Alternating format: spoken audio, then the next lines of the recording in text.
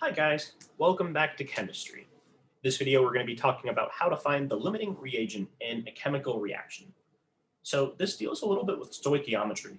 So stoichiometry is mainly the branch of chemistry that deals with the ratios of reactants to the ratios of products in a chemical reaction like this one. We can see that we have two reactants. They're sometimes called reagents sometimes. In this class, they're going to be typically interchangeable. So for the purposes of any class I'm teaching, reagent means exactly the same thing as reactants. When you get into organic chemistry, you have a bit of a discrepancy in those two terms, but like I said, for the purposes of any class I'm going to be teaching, they mean exactly the same thing. Reactants and reagents are the same. So we have our two reactants or reagents coming together in a synthesis reaction to produce one product. So let's take a look at what we have. We can tell it's a stoichiometry problem because we're going to have to balance this, and then we're going to need to determine the ratios at which this reaction occurs. We're going to need to find the ratios of our first reactant to our second reactant.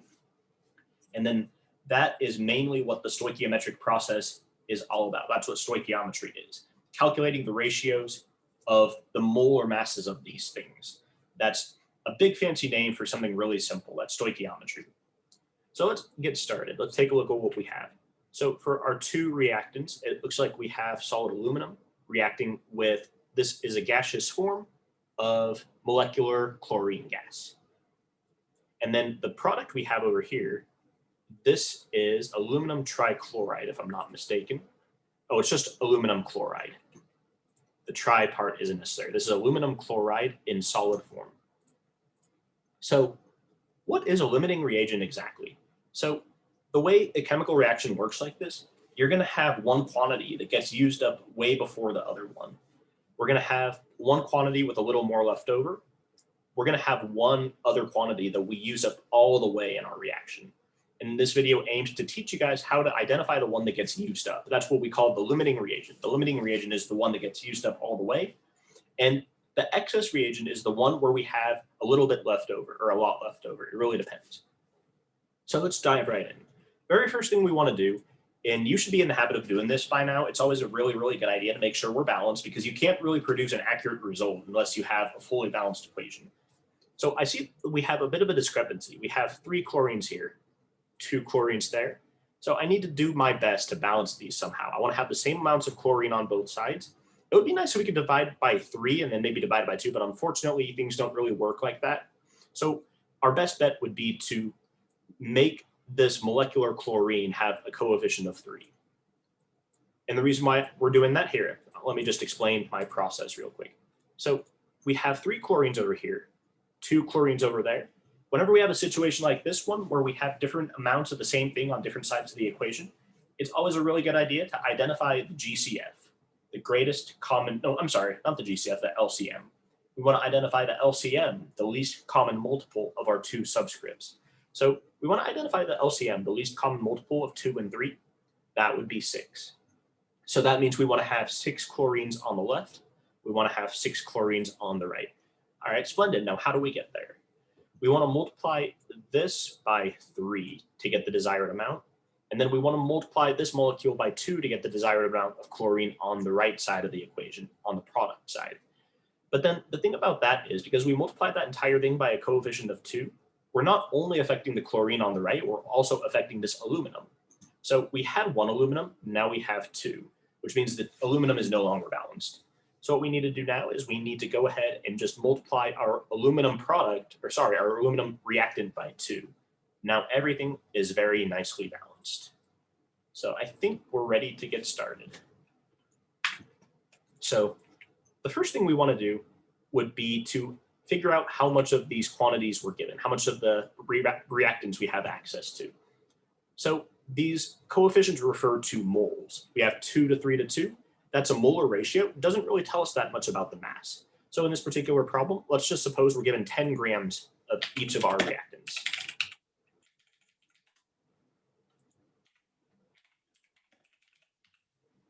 So in this problem, this kind of problem, it's always a really good idea to convert this one into moles. We want to convert the number of grams we have into the number of moles.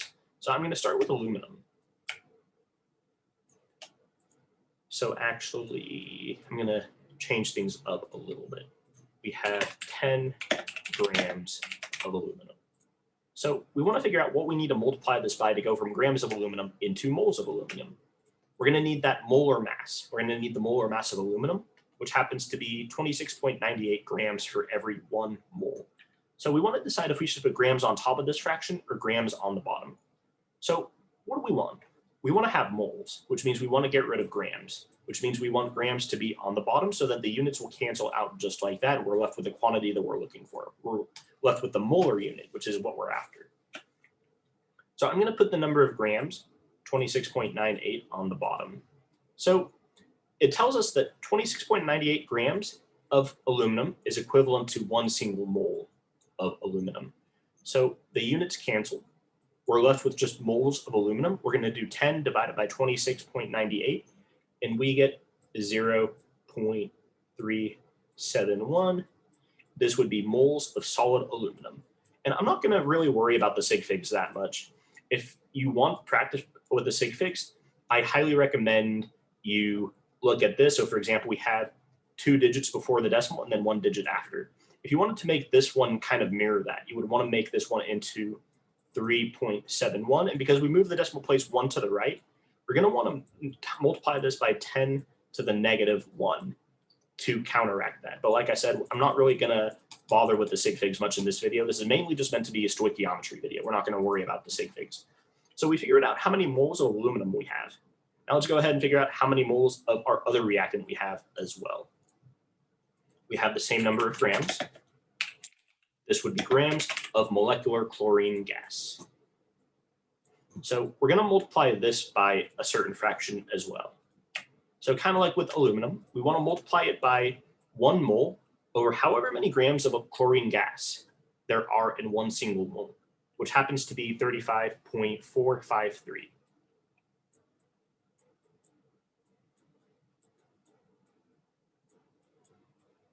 We have this many grams in 1 single mole of molecular chlorine gas.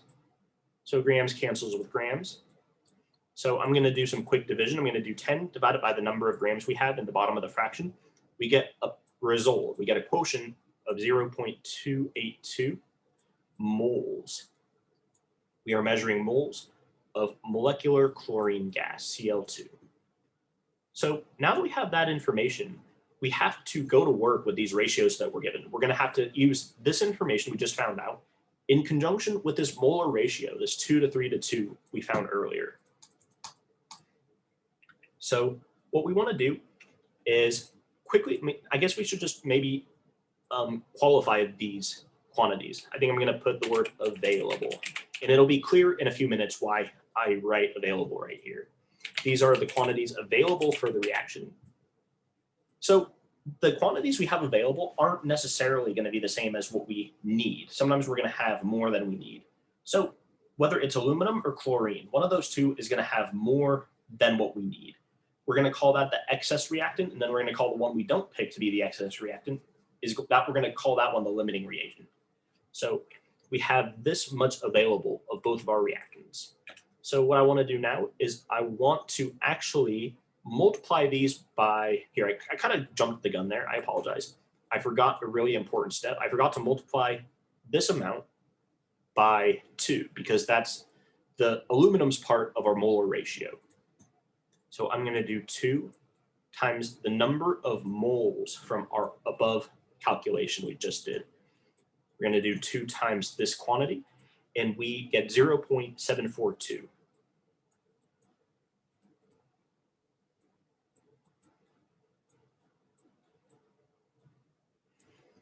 We have this many moles of aluminum available. I'm going to be lazy and write avail. We want to do something similar now for the molecular chlorine gas.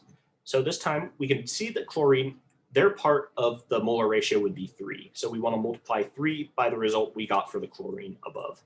We're going to do 3 times 0.282,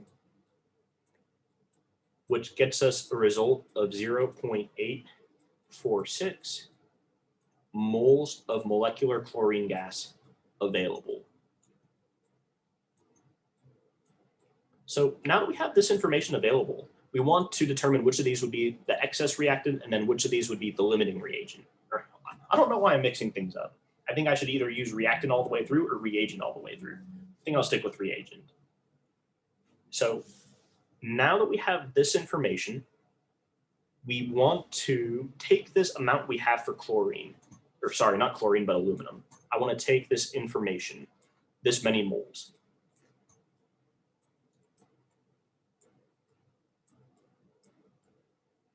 And then I'm going to multiply it by a constant. Well, I can see that aluminum, we have 2 aluminums for every 3 chlorines. So I'm actually going to divide this by 2 and multiply it by 3. So that we're able to compare this reagent with this reagent on a level playing field. If it's a 2-to-3 ratio, we can't really do that. So that's why I took the aluminum amount, I divided by 2 and then multiplied it by 3 so that we can aptly compare both of our reagents. We couldn't do that before, but now we can. So that's where this whole business comes from when we do times 3/2. I'm making this molecularly equivalent to chlorine in the reagents. So this gets us a result of 0.5565 moles. So this is moles of aluminum, but this isn't going to be the available moles of aluminum. This is going to be the required moles of aluminum required for this reaction to take place. So I see that we have this much available. This is aluminum. This is how many moles of aluminum we have available. And then this is how many moles of aluminum we have required. So we want to ask ourselves, do we have more than we need or do we have less than we need? So because we have more than we need, we always consider this to be the excess reactant. So we have more aluminum available than we need. So that means aluminum is our excess reagent, sorry. And just by process of elimination, that would mean that the molecular chlorine gas has to be our limiting reagent.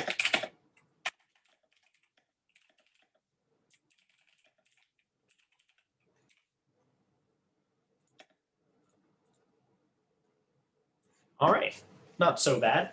That's how we identify a limiting reagent. I feel like we should do another example. So feel free to pause the video. Feel free to rewind, watch as much as you need to get the material down, and then join us in the next problem.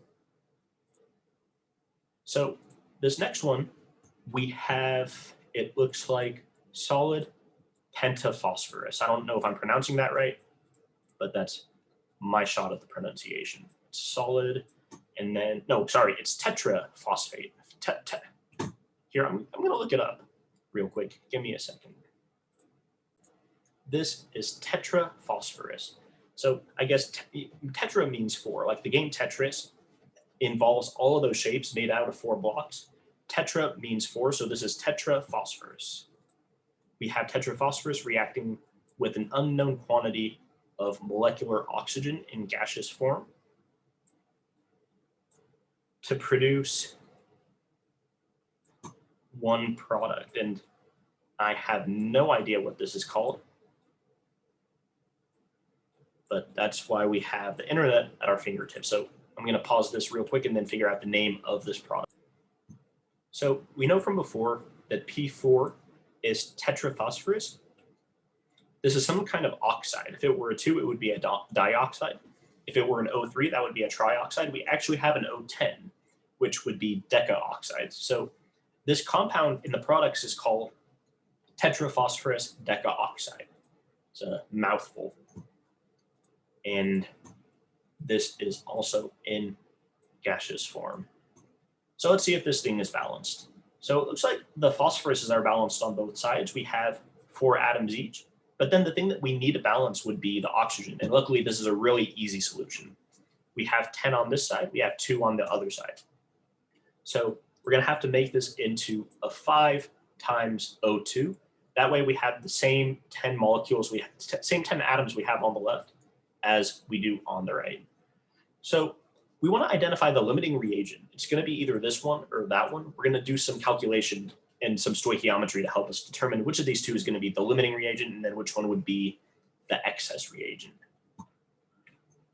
So I'm going to just assume we have 10 grams. I mean, I don't really have a set number, but it's a nice round number, easy to work with. So I'm going to say we have 10 grams of each of these to work with.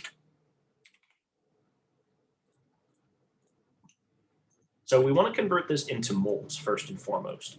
So we have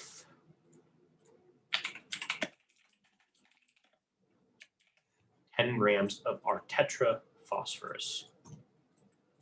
Multiply that by a fraction. We want to have moles. So we're going to actually divide by the number of grams that happen to be in a mole of tetraphosphorus. So I actually did the calculation already, and I'm going to spare you from the tedious arithmetic, from the tedious calculation. I'm going to give you how many moles there are right away. We have 0.0807 moles of tetraphosphorus, solid tetraphosphorus. And this is available.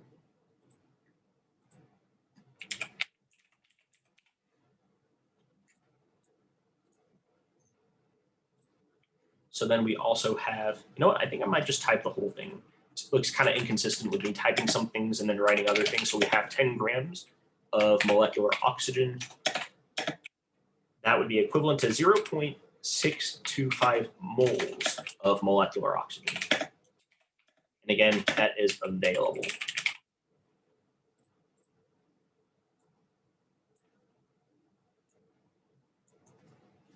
Fantastic. So now we want to use these molar ratios, kind of like what we did in the last problem, to help us determine for which of these do we have more than we need. Because when we find that information, that is what leads us to identify the excess reagent. And whenever we can identify the excess reagent, we automatically know the limiting reagent. So let's get started. So what I want to start with this tetraphosphorus. I want to take the number of moles we have. I'm going to multiply that by 5, because kind of like in the last example, we're not really on a level playing field. We have a ratio of 1 of these for every 5 of these. So I'm going to multiply this by 5 to make it molecularly equivalent to the other reagent. So I'm going to take the number of moles we just found and then multiply that by 5. So 0.0807 moles of tetraphosphorus times 5 gets us 0.4035. And then this amount isn't what's available. This amount right here is what's required.